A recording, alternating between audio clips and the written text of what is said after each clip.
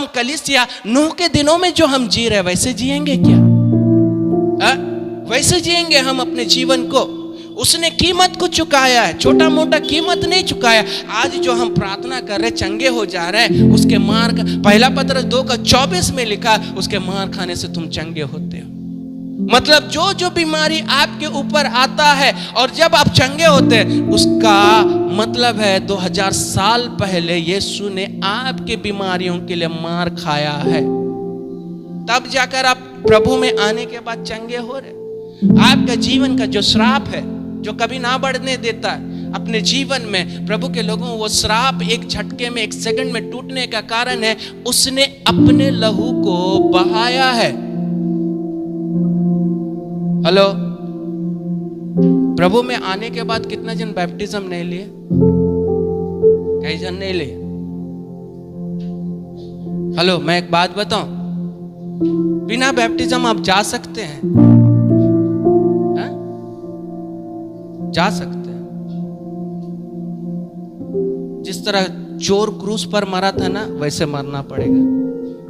मरोगे?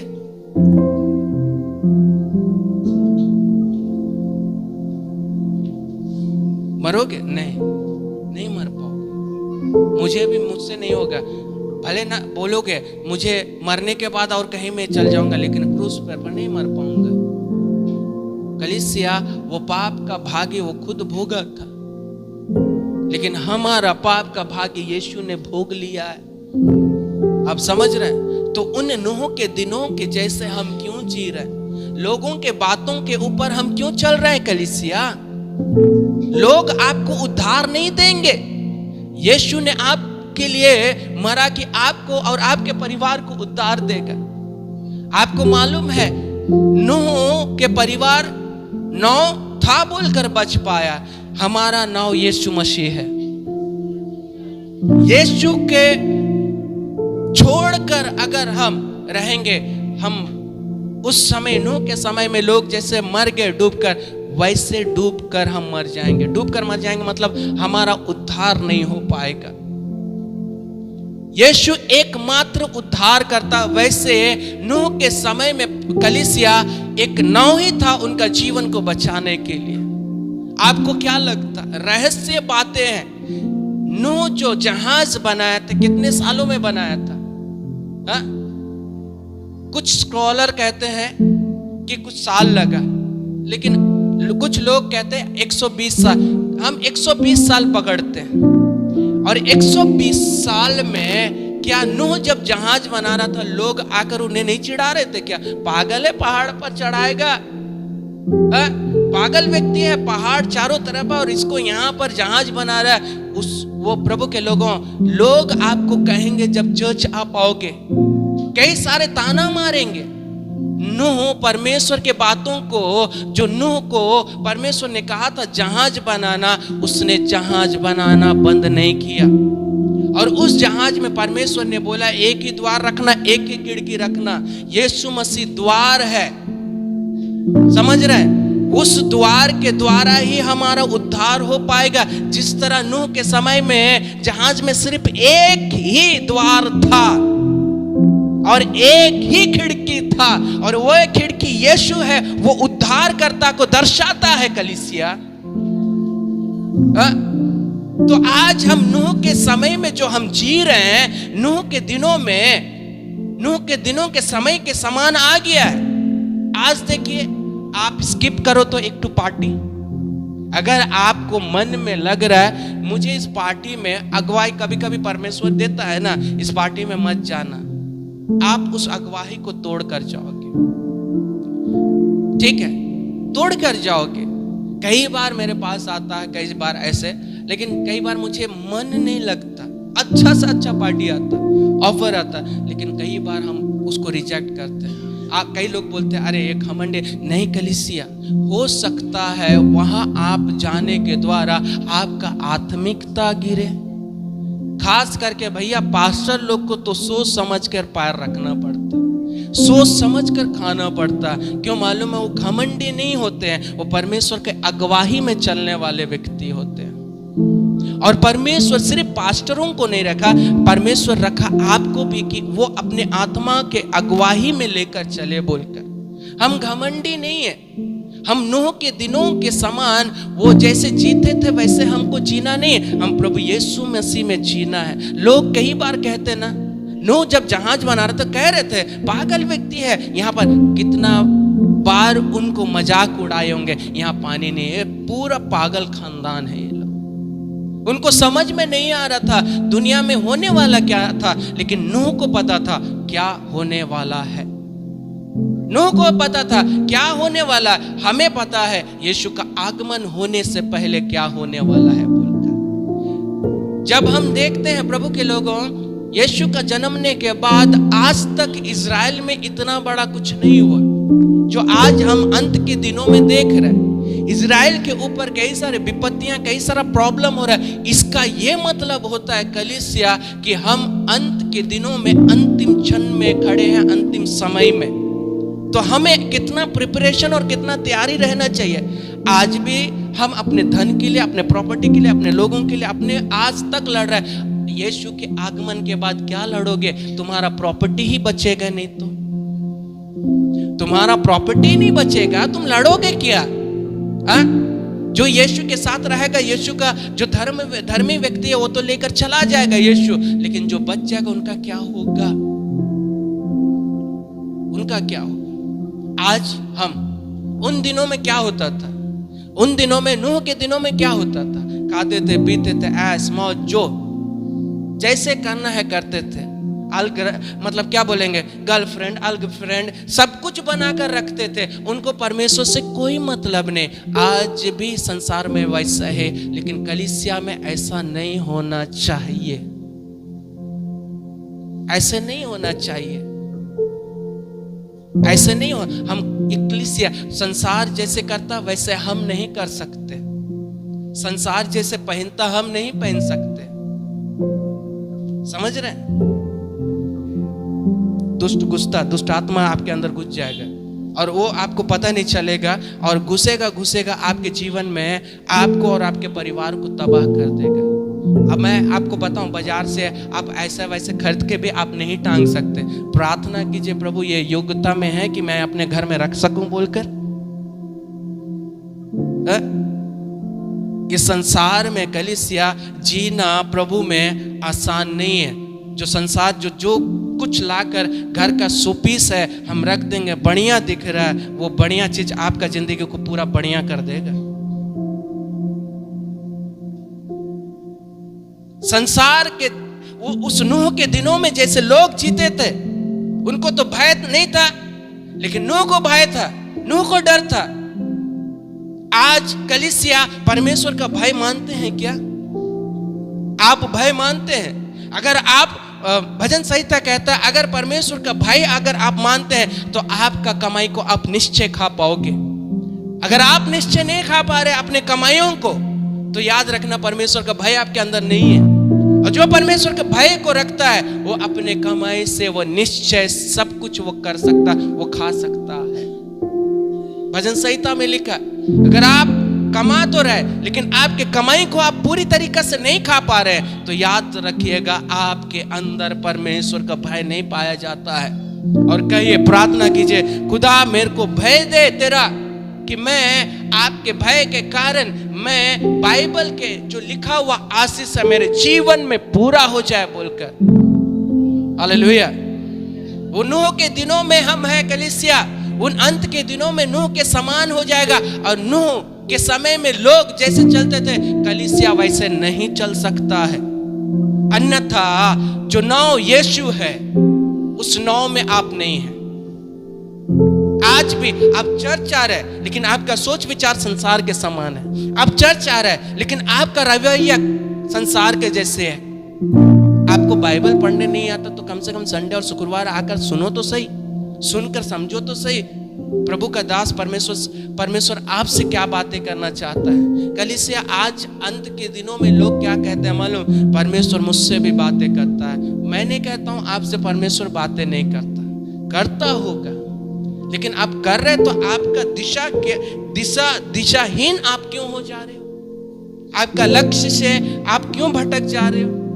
प्रभु के लोगों, जब परमेश्वर मूसा से बातें करता था तब इजरायलियों को वो बताता था, आज भी परमेश्वर अपने दासों को रखा है कि अपने कलीसिया को, उसके लोगों को वो लीड करे बोलकर। एक भविष्यवक्ता, याद रखिएगा, एक भविष्यवक्ता सिर्फ और सिर्फ प्रार्थना के द्वारा ही वो पूरे झुंड को वो लीड कर सकता था। बिना प्रार्थना को वो नहीं कर पाएगा। अगर वो बिना प्रार्थना का अगर झुंड को लीड कर रहा है तो उसका जो लीड जो है, जो डेस्टिनी है, वो बिगड़ जाएगा। एक भविष्यवक्ता, जब पुराने नियम में हम देखते हैं प्रभु के सामने दिन और रात वो प्रार्थना करता था, तब जाकर वो इजरायलियों को अगुवाही करता था। आपको क्या लगता है आज जो आपका सेवक आता और बैठता दे देता, वैसा नहीं होता। वैसे प्रभु के सम्मुख बैठता है, वो बातें करता है। जब वो कुछ बोलता है तो आप उसके बातों को काटते हैं ना, तब मैं समझ जाता हूं सचमुच इससे प्रभु बातें की। कल इससे आप समझने का कोशिश कीजिए। जब आप परमेश्वर से, जब परमेश्वर कुछ बातों को कहता है अपने दासों के माध्यम से, इसका ये मतलब नहीं होता कि वो ऐसे ही आपको बता रहा है, कुछ पाकर ही बता रहा है आपके जीवन के। जब आपके जीवन में सब कुछ हो जाता, आप तबाह हो जाते, फिर आते हैं, फिर बोलते हैं, तब भी आप उसको दृढ़ता से आप ग्रहण नहीं कर पाते हो। हालेलुया। कलीसिया समझने का कोशिश कीजिए। नूह के दिनों में नूह के बातों को नहीं सुने लोग। जब नाव बना रहा था, जहाज बना रहा था, क्या नहीं बोला नूह नहीं बोला, अरे परमेश्वर बारिश करने वाला इसलिए तो हम बना रहे। नहीं समझाया, सुसमाचार सुनाया नहीं होगा, नूह बोला होगा, भैया मेरे को ना, हो सकता है उसका कोई ना कोई करीबी था, पड़ोसी था, क्या बात है नूह तू ऐसे जहाज बना रहे? अरे परमेश्वर ने बोला, पागल है ये, यहां कहां पानी है जो चलेगा? कोई ना कोई था ना। अरे परमेश्वर ने बोला है। अरे जब आपको और हमको जब परमेश्वर बोलता है ना, दुनिया वाला को पता नहीं चलता है। लोग सोचेंगे बुड़बक है। आइए आप और हम आज जाकर, बाहर जाकर प्रचार करेंगे कि यीशु मसीह आने वाला, आप तैयार रहो। अरे बाबा सब कुछ तो बढ़िया है, जो देश लड़ रहा मर रहा है, हमारे देश में क्या जा रहा है? हम तो बढ़िया, स्वस्थ है, बढ़िया, कौन सा यीशु आने वाला है लोग बोलेंगे। लेकिन हमारा प्रचार क्या रहता है? यीशु का आगमन होने वाला, हमको तैयार रहना। कलीसिया को हमेशा एक सेवक तैयार रखना है, उसको रेडी रखना। यीशु का आगमन कब हो जाएगा बोलकर लोग, कलीसिया आज भी कई सारे कलीसिया क्या है मालूम है? लोग क्या सोच रहे हैं? यीशु का आगमन ना बहुत समय है। मैं एक बात बताऊं, पुत्र को भी नहीं मालूम, ना स्वर्ग दूतों को नहीं मालूम कि परमेश्वर प्रभु यीशु मसीह को कब इस पृथ्वी पर द्वितीय आगमन के लिए भेजेगा। वो सिर्फ पिता को मालूम। उसका अगर मूड चेंज हो गया तो आज दोपहर को भेज दूंगा बोलने से छोड़िए, आज रात को अगर परमेश्वर भेजा, कितने जन जाएंगे कलीसिया? किसी को नहीं मालूम बोलता, सिर्फ पिता को मालूम है। और पिता के मन की बातों को कौन जान सकता है? उसके हृदय के बातों को कौन जान सकता है? आपको मालूम है अंतिम दिन का अंतिम क्षण में है, मतलब एकदम लास्ट। हम यहां से ट्रेन पकड़े, हावड़ा पहुंचने के लिए कितना, एक स्टेशन पहले और क्या होता है कोई बता पाएंगे? हम टिकियापाड़ा में खड़े, बस नेक्स्ट स्टेशन हावड़ा है।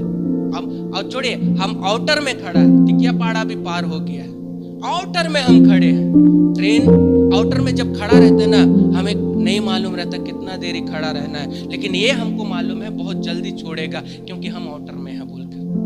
तो हम उस पोजीशन में आज भी हम लड़ रहे हैं, मेरा है तेरा है, तेरा है मेरा है। प्रभु के लोगों, एक क्रिश्चियन तेरा मेरा कभी होता है नहीं। ले जा, मेरा यीशु आने वाला, मुझे तैयार करना है अपने आप को, मैं अपने आप को तैयार करना है। वो जो नूह के दिनों में जो होता था, आज भी इस संसार में हो रहा है, आज भी कलीसियाओं में पाया जाता है। जो जैसे जीता था वो वैसे आज भी वैसे जी रहा है। परमेश्वर का खौफ, परमेश्वर का डर, परमेश्वर का भय उनके अंदर पाया नहीं जाता है। कलीसिया, अगर परमेश्वर का भय अगर पाया जाता ना, तो कभी भी परमेश्वर के आज्ञा को आप और हम नहीं तोड़ेंगे। हम नहीं तोड़ेंगे परमेश्वर के आज्ञा को। आज जो कुछ हमारे जिंदगी में है, हम अपने जीवन में खुद से कर बैठे हुए हैं, खुद से वैसे कर बैठे। कई बार परमेश्वर आपको अगुवाई किया, कई बार परमेश्वर आपको बोला मत कर, कई बार दास आपको ऐसे करने को नहीं कहा कि मत कर भैया, तेरे जीवन में विपत्ति आएंगे। आज जब आपके जीवन में विपत्ति आ रहा है तो हाय कह रहे हो। परमेश्वर मौका आपको जीवन में दे रहा, मन को फिरा लो आज, इस वक्त, इस समय। आज के बाद खुदा मैं तेरे सम्मुख, तेरे सामने में बैठूंगी और मेरे जीवन में पाप नहीं रहेगा। मेरे जीवन में प्रभु सिर्फ और सिर्फ तेरे आज्ञा को मानने का इच्छा मेरे मन में दे, मुझे प्रार्थना करने का इच्छा दे। ये प्रार्थना आपके जीवन में होना चाहिए। आपके आत्मा के द्वारा मुझे अगुवाही कर, मैं संसार का सदृश ना बनूं, बल्कि तेरे वचन में चलने वाला बन जाऊं। प्रभु के लोगों, एक ही नाव है जो आपको बचा सकता हो और वो है यीशु मसीह। एक ही द्वार है जो है प्रभु के लोगों, यीशु मसीह, जो स्वर्ग का द्वार है यीशु मसीह, उसी के द्वारा हम जा सकते हैं। अगर हम उससे अलग हुए तो याद रखिएगा हमारी जिंदगी में हम उस उद्धार को खो देंगे। यूहन्ना का पत्री कहता तुम उससे अलग होकर कुछ भी नहीं कर सकते। 15 अध्याय में जाकर पढ़ लीजिए। अगर यीशु हमारे जीवन में नहीं है तो हम कभी भी कतई भी फल नहीं सकते। फल के दिखा दो ना रे बाबा, तुम्हारा जो बचा कुछ फल है ना, वो कच्चा ही ऐसा गिर जाएगा। आज नौजवान सोचते हैं मेरे को क्या दरकार है सेवक का, मेरे को क्या दरकार है माँ बाप का, मैं जिसका हाथ पकड़ूंगी मैं उसी के साथ चले जाऊंगा। मैं लिख के दे सकता हूं कलीसिया, आप जिसका हाथ पकड़ोगे ना वो आपको रखेगा नहीं रखेगा कोई गारंटी नहीं है आपका। क्यों मालूम है? वो खुदा का प्लान नहीं होता है। खुदा के प्लान के अनुसार बाइबल कहता विवाह के बारे में उन दिनों में विवाह भी होता था, मतलब कोई परमेश्वर की इच्छा भी नहीं था। प्रभु के लोगों, स्वर्गदूत और मनुष्य का पुत्र, मतलब उनका विवाह बाइबल में परमेश्वर ने कभी आज्ञा नहीं दिया, वैसे विवाह होता था। और उनके संतान कैसे होता था बाइबल में पढ़ लीजिएगा 6 अध्याय में, 6 अध्याय में पढ़ लीजिएगा। 6 अध्याय में क्या लिखा है? प्रभु के लोगों, हम कलीसिया में होकर किसी के हाथ को पकड़ लेंगे और परमेश्वर बर्दाश्त करेगा। उद्धार मेरा पुत्र के द्वारा तुम्हारी जिंदगी और जीवन में आया। उसका कीमत को मेरे बेटा ने चुकाया और तुम उसकी कीमती चीजों को जो उसने मार डाला, मतलब आपके लिए जो मारा गया, आज उसको तू यूं ही पैरों से रौंद कर चला जाएगा। छोड़ देगा परमेश्वर आपको। दुनिया उसके खिलाफ में बोलता, परमेश्वर उसके लिए चुप नहीं रहता। जो उसके खिलाफ में बोला, वो एक्टर हो, दुनिया का कितना भी बड़ा लोग हो, परमेश्वर कभी चुप नहीं रहा। उनका परिणाम उनको हुआ। आपको मालूम है टाइटैनिक जो बनाया था, वो बोला कोई भी परमेश्वर इसे डुबा नहीं सकता। जिस दिन वो यात्रा के लिए गया, उसी दिन उस नाव जो सबसे बड़ा था दुनिया का, वो नाव एक झटके में टूटकर डूब गया। और आज आप परमेश्वर को छोड़कर, अगर आप परमेश्वर को हाथ मतलब झटकार कर अगर तुम अपने जीवन में मनमानी करोगे, तो इसका परिणाम आपके जीवन में भुगतना पड़ेगा। मैं आपको चेतावनी नहीं दे रहा हूं, आपको मैं डरा नहीं रहा हूं। बाइबल जैसे कहता है वैसे मैं आपको बता रहा हूं। मेरा पास्टर डराता है, मेरा पास्टर ना कड़वा बात बोलता है, मैं आपको डराने वाला बात नहीं बोलता हूँ। बाइबल में जैसे लिखा है वैसे मैं बोल रहा हूँ, कड़वा मैं नहीं बोल रहा। कड़वा तो प्रभु के लोगों बाइबल कहता है बोलकर मैं बोल रहा हूँ। मेरा जबान कड़वा नहीं है। वचन जो है, कुछ जो वचन है हमारे जीवन में कड़वाहट है, जो उससे प्रभु के लोगों को करना पड़ता है, वो है उसमें लिखा हुआ। और उस बातों को मैं आपको बता रहा हूँ। प्रभु को हम विश्वास कर दिया, सब कुछ छोड़ दिया और कुछ दिनों के बाद फिर अपना लिया, नहीं कलीसिया, वो हमारे लिए श्राप का कारण बन जाएगा। हम सोचते हैं अरे हम दूसरों को देखकर, अरे वो वैसे जीता है, वैसे जीता है, इस तरीके से हम दूसरों को देखेंगे तो हो गया। खत्म। दूसरों को मत देखो, प्रभु को और प्रभु के वचनों को देखते हुए चलो। दूसरा जो देख रहे हैं आप उनका जीवन में वैसे है, उसका हिसाब उसको देना पड़ेगा, आपका हिसाब आपको देना पड़ेगा, मेरा हिसाब मेरे को देना पड़ेगा। अब दूसरों को देखकर प्रभु में मत चलना। विश्व में इतने सारे सेवक हैं, हर एक सेवक को फॉलो मत करो। मैं एक ही विनती करता हूं, सेवक भी इंसान है, उनसे भी गलती होता है। आप सेवकों को देखकर फॉलो मत करो, आप वचनों को देखकर फॉलो करो। मैं तो कहता मेरे को भी आप देखकर फॉलो मत करो, बाइबल को देखकर फॉलो करो। मैं आपको क्लियरली बोल रहा हूँ, आज यूट्यूब में कई सारे, विश्व में ऐसे कई सारे सेवक हैं जो हो सकता है आप उनके द्वारा भरमाए हो जाओगे, लेकिन बाइबल क्या कहता है, अगर आपके अंदर बाइबल का वचन है आप भरमाओगे नहीं। इसलिए कलीसिया नूह के दिनों में जो था आज भी वही है।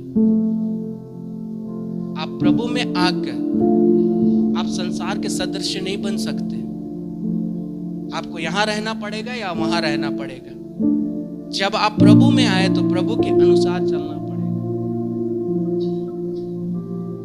हेलो, भले आपको आपके परिवार वाला कूटे, मारे, पीटे, कुछ भी हो, आपको वचन के अनुसार चलना पड़ेगा। और जब आप वचन को पकड़ लोगे ना, आप सोचोगे मैं नाश हो जा रही हूँ, मेरे जीवन तबाह हो जा रहा है, मेरा जीवन खत्म हो जा रहा है। मैं आपको कहना चाहता हूँ, प्रभु उस समय आपको उठाएगा जब आप सोच भी नहीं सकते। कलीसिया मेरे जीवन में परमेश्वर नहीं छोड़ा। मैं आपको बताना चाहता हूँ, संसार, लोग, आपके परिवार, आपके जन आपको छोड़ दे, लेकिन मेरा और आपका परमेश्वर जिसका हम इबादत करते वो कभी नहीं छोड़ता। आप कह रहे हो मेरा मुख काला हो जा रहा, मेरा जीवन ऐसा हो जा रहा, मेरा जीवन, प्रभु में रहते हुए आपका जीवन कभी भी तबाह नहीं होगा, कभी भी नाश नहीं होगा। आप कह रहे, सोच रहे, अरे मैं प्रभु आपके लिए मैंने सब कुछ छोड़ डाला, लेकिन मेरे जीवन में कमी है, मेरे जीवन में तकलीफ, मेरे जीवन में बीमारी, मेरे जीवन में, आप प्रभु के लिए अगर छोड़े हैं तो याद रखना परमेश्वर आपके ऊपर उसकी महिमा को करेगा। वो अपने लोगों को नहीं छोड़ता है। आपका सोच गलत है। बाइबल में दिखा दो मुझे एक बार भी कि संसार जो परमेश्वर को ग्रहण किया उसको परमेश्वर ने त्याग दिया बोलकर दिखा दो। एक जन जो प्रभु को ग्रहण किया या प्रभु के ऊपर विश्वास किया, आप बता दो ना, बता दो। एक होना से कोना जो प्रभु के ऊपर अपना ईमान विश्वास लेकर आया, छोड़ दिया बोलकर आप बता दो। है ऐसा वचन है? एक भी वचन? हाँ, परमेश्वर के साथ अगर विश्वासघात किया, उसके वचन में नहीं चला, परमेश्वर उनको त्यागा। लेकिन कुछ कुछ जगह छोड़ा नहीं, परमेश्वर ने उसे उठाया। कब? जब वो व्यक्ति पछतावा किया तब। आपको मालूम है याकूब पछतावा किया, उसके बाद कहा प्रभु मैं याकूब हूँ, याकूब मैं धोखेबाज हूँ। उसने परमेश्वर के सामने पछतावा किया। अच्छा तेरा नाम याकूब है, आज से याकूब नहीं, आज से मैं तेरा नाम इस्राएल रख दूंगा और तेरे गोत्र, तेरे 12 पुत्र होंगे, उसमें से एक एक गोत्र को मैं निकालूंगा और उस एक गोत्र में से मेरे पुत्र यीशु को इस संसार में लेकर आऊंगा। आपको क्या लगता है? आपका पछतावा परमेश्वर को सामने और उसके वचन के अनुसार चलना शुरू कर देंगे तो प्रभु के लोगों अपने पुत्र की योजना उसने याकूब के 12 पुत्र, उसमें